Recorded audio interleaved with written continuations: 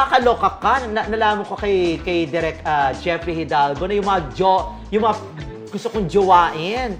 Mga bet kong tikman, si Simon Ibarra, si Chester Gracia, na ano pala rito, naka-eksena mo. Oh, lahat naman sila aggressive doon kasi mga clients ko sila. Oo. Oo, lahat sila aggressive.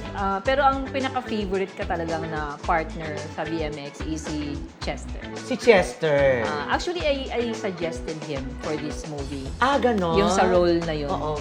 Kasi sa ano pa lang niya, sa build niya pa lang, bagay na bagay sa kanya yung role.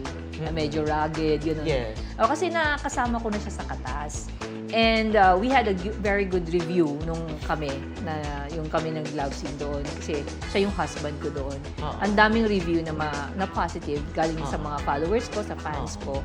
Kasi ano siya si Chester kasi pag gumawa ng trabaho, talaga as in trabaho lang. Oo nga. Pero pag ginawa niya yun, walang nahihipo. Walang nababastos. Pero pag tiningnan mo sa movie, parang totoo. So galing. siya lang yung na-experience ko na gano'n, na hot kami pareho, parang totoo. Pero pero sa totoo lang, wala siyang na-touch, wala siyang at saka respetado siya. Lagi niya sinasabi, "Oy, Ida, sorry ha, kailangan kong gawin yun, gumagana ganito ha, gawin ito." Sige, okay lang.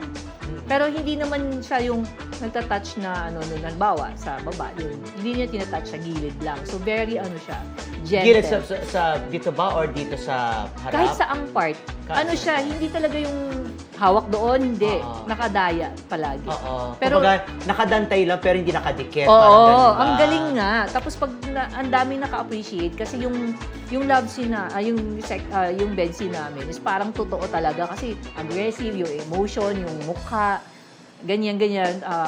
Marami kaming positive feedback actually dun sa Katas namin.